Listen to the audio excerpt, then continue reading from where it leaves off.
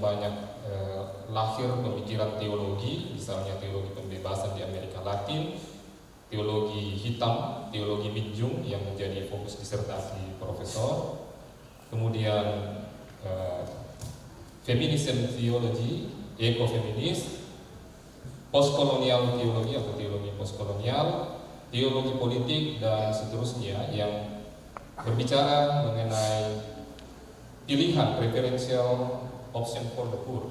Jadi keberpihakan kepada orang miskin, hak-hak sipil masyarakat, menentang ketidakadilan, rasisme, seksisme, ekologi, dan metode-metode penafsiran yang memperlihatkan bagaimana merespon konteks, terlebih pemikiran kritis untuk merespon pandemi.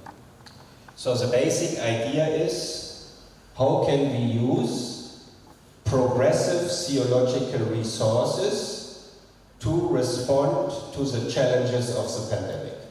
Iya, jadi yang paling penting ialah bagaimana menggunakan teori-teori dari teologi progresif, beliau menyebutnya teologi progresif, untuk merespon pandemi yang menjadi konteks kekinian. And this morning I will do this with explaining 3 words: Pandemonium, Pandemetics, and Pantopia. Berkaitan dengan itu, dalam kuliah umum kali ini, Profesor akan mengungkapkan istilah dan itu merupakan bagian respon terhadap pandemi, yaitu Pandemonium, Pandemethics, and Pantopia. Let me summarize the basic idea before I go into detail. Pandemonium describes the context, the situation that we experience in the pandemic. So people are referring sometimes to apocalyptic images to describe what is happening to them in the pandemic. Iya, jadi di Pandemonium itu menggambarkan bagaimana respon kita terhadap konteks pandemi itu sendiri. Pandemetics is an attempt to develop an ethics from an intercultural perspective to respond and act in the context of the pandemic. Pandemetics sendiri semacam akten sikap, yang ini lebih bicara pada etika bagaimana merespon pandemi.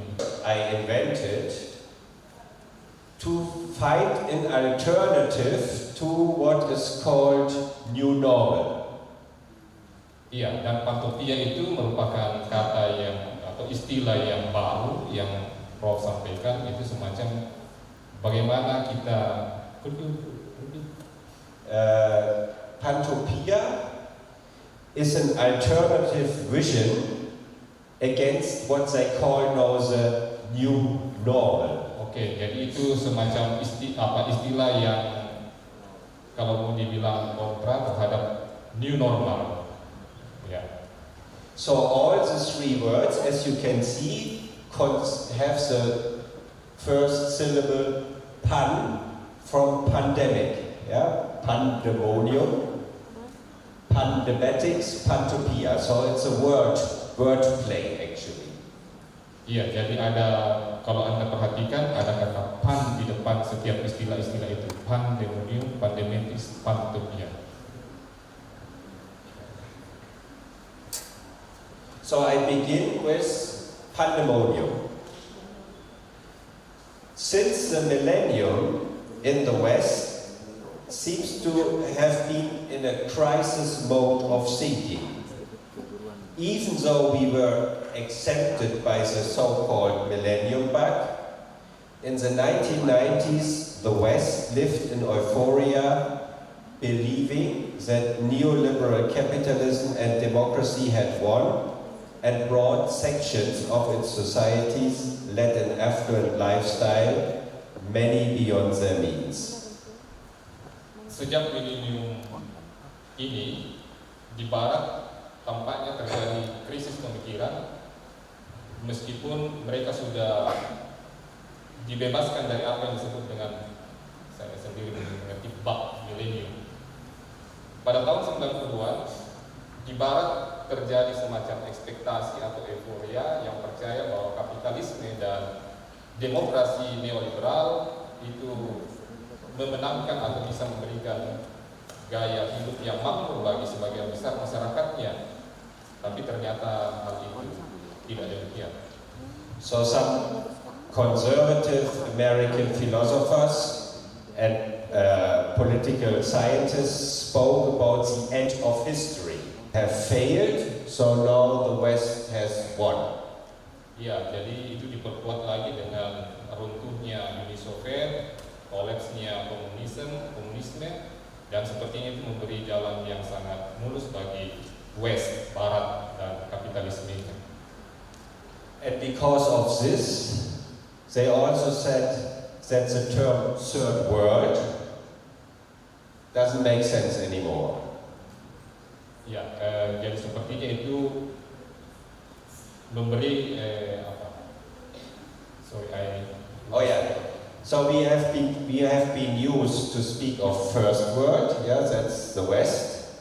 Second world, that's the communist bloc. And then the third world is Africa and Asia, Latin America. Now you have a very famous conference here in Indonesia in 1955, Bandung Conference, the Asia-Africa Conference, yeah, where these states said we want to have an alternative between these two power blocks. West and East. Ya, jadi pembagian dunia itu blok barat, blok timur yang mewakili sistem demokrasi, sistem ekonomi dan ideologi. Ada barat dengan kapitalisme, lalu kemudian di timur itu dianggap sebagai blok yang mengusung komunisme. Tetapi kemudian pada tahun 1950 sebagai alternatif, jadi negara-negara yang terhimpun dalam non-blok itu tidak memihak salah satu blok itu sendiri, tetapi menjadi alternatif ketiga. Well, I think what I just sketched, this idea of the end of history, is a Western perspective. Because communism survived in China as a form of communist state capitalism. And in Korea and Taiwan, the Cold War was never over. Iya, jadi walaupun komunisme itu runtuh, tapi sebenarnya ada pergeseran ke Cina, dan sedangkan Korea, Taiwan itu belum diketahui apakah dia 100% itu ke barat atau bagaimana. So my argument is we have been living for a long time in this matrix of East against the West, and somewhere in between was the global South. Then the West said after the fall of the Soviet Empire, we have won, and now we have the war in Ukraine, and we see all this was a Western perspective. Jadi, sepertinya ada matriks antara barat dan timur.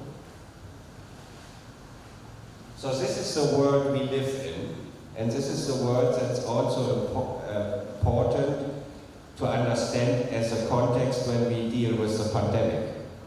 Dan itu membuat kita harus mengerti itu sebagai konteks kita di mana kita hidup, tinggal dalam merespon pandemi, mempengaruhi. Jadi kalau kita di barat tentu lain, di timur lain, dan kalau kita sebagai non-blok juga pasti berbeda.